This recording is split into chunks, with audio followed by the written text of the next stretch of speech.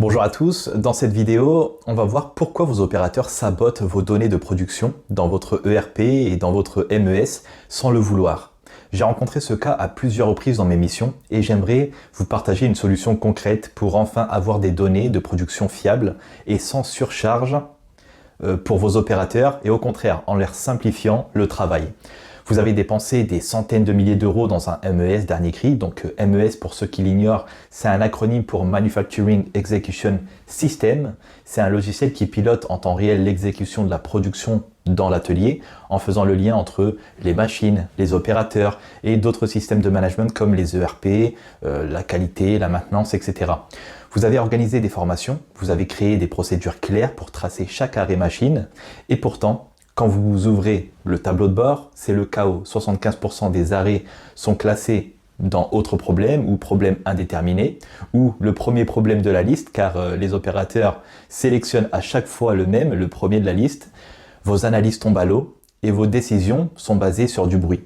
Le problème ce n'est pas vos opérateurs, c'est votre interface qui les pousse à mentir. Au programme de la vidéo, voici ce que nous allons voir, ce que j'ai prévu. Donc, premièrement, on va voir le piège invisible. Donc, pourquoi même les meilleurs opérateurs craquent face à votre ERP ou à votre MES. Deuxièmement, la charge cognitive, ce que votre cerveau fait quand vous lui demandez l'impossible. Le troisième point, ça va être la solution. C'est la solution par arborescence, comment passer de 60 options à 3 clics intelligents. Et quatrièmement, l'action terrain, ce que vous pouvez tester dès lundi avec votre équipe IT et ce que vous pouvez leur demander. Donc voici les 4 points que nous allons voir. Donc le premier, le piège invisible. Donc la scène classique dans votre atelier, c'est la ligne s'arrête, l'opérateur sait exactement ce qui se passe. Un capteur défaillant sur le convoyeur 3 par exemple, il a déjà appelé la maintenance, dans sa tête c'est clair. Mais maintenant, il doit renseigner le système. Il ouvre l'écran et il y a une liste déroulante qui apparaît. 50 causes d'arrêt, peut-être 80, organisées par ordre alphabétique ou pire encore par code numérique. Il commence à scroller, il cherche le mot capteur, il cherche. Donc il y a 10 secondes qui passent, 15 secondes qui passent. Et là, la maintenance arrive et le chef d'équipe veut redémarrer. L'opérateur n'a pas le temps. Alors il clique sur le problème électrique parce que c'est assez vague et que c'est en haut de la liste. Ou il clique toujours sur le même code qu'il a mémorisé depuis 3 ans parce que c'est rapide et parce que il est sous pression et aussi personne ne lui a jamais reproché ça de toute façon. Vous croyez avoir un problème de discipline. Vous avez un problème de design. C'est l'UI et l'UX design, l'interface utilisateur et l'expérience utilisateur. Donc le deuxième point, la charge cognitive. Votre cerveau a une limite. Parlons neurosciences.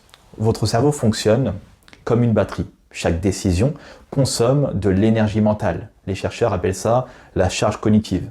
Plus une tâche demande d'effort, d'attention, plus elle épuise vos ressources mentales. Quand vous présentez 60 options à lire, comparer et évaluer, vous créez une surcharge. L'opérateur doit maintenir en mémoire de travail ce qu'il cherche tout en scannant visuellement la liste. Il doit éliminer les mauvaises options une par une. C'est épuisant pour lui et c'est lent. Le résultat, il est prévisible. Le cerveau cherche un raccourci. Il prend la première option acceptable, pas la bonne option, l'acceptable. C'est un mécanisme de survie cognitive, c'est pas de la paresse. Maintenant, multipliez ça par 15 arrêts par jour, par 20 opérateurs. Vous venez de leur voler 3 heures de temps collectif juste pour remplir des formulaires et en bonus, vos données sont inutilisables. Donc votre ERP a été conçu par des informaticiens qui voulaient tout catégoriser. Mais personne n'a pensé à l'humain qui utilise le système sous pression avec des gants, debout au milieu du bruit des machines.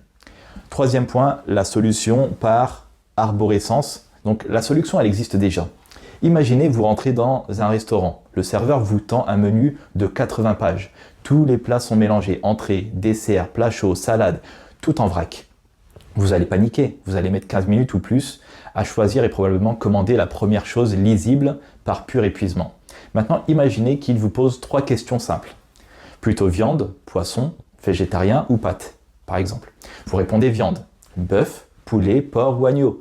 Vous dites bœuf. Grillé, mijoté ou en sauce. Vous dites grillé. Et en 3 clics, vous avez trouvé exactement ce que vous vouliez sans effort, sans stress. C'est exactement le même principe que vous devez appliquer avec ces codes arrêt.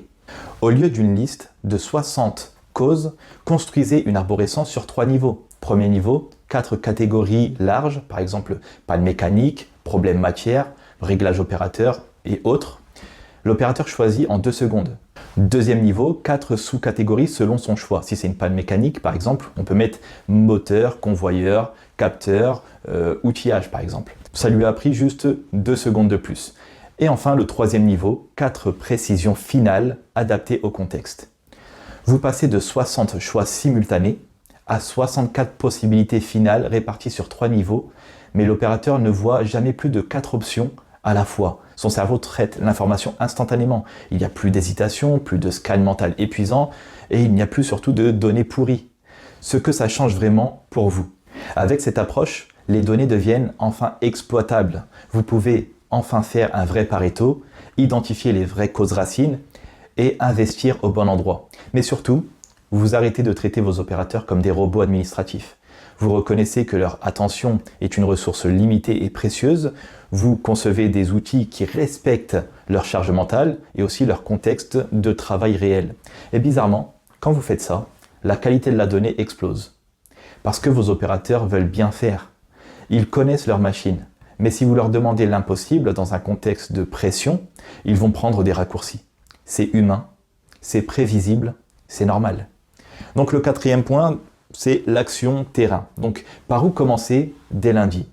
Vous n'allez pas refondre votre MES en une seule nuit, mais vous pouvez tester une ligne pilote par exemple. Choisissez la ligne la plus critique ou celle qui génère le plus d'arrêts, qui sont mal renseignés. Réunissez 3 personnes, votre responsable IT, si c'est possible bien sûr, tout dépend de l'entreprise, donc adaptez la solution à votre situation. Donc votre responsable IT, vous-même et surtout un opérateur de cette ligne. Sortez les données des 3 derniers mois, identifiez les 20 codes d'arrêt les plus fréquents et avec l'opérateur, organisez ces codes en arbre de décision. Posez-lui la question, si tu devais choisir entre ces 4 catégories en 2 secondes, tu mettrais lesquelles? Construisez la structure avec lui. Testez pendant 2 semaines, comparez la qualité des données, avant, après. Si ça marche, déployez progressivement cette méthode sur les autres lignes. Vous verrez la différence parce que vous aurez arrêté de demander à vos équipes de faire le travail d'un analyste pendant qu'elles gèrent la production. Vous leur donnez un outil qui respecte leur temps, qui respecte leur énergie mentale et qui respecte leur expertise. C'est un système plus efficace parce qu'il est plus humain. Si ça vous a plu, si ça vous a aidé, likez la vidéo, mettez un pouce, partagez-la à quelqu'un qui en aurait besoin et je vous dis à la prochaine pour une autre vidéo. Ciao!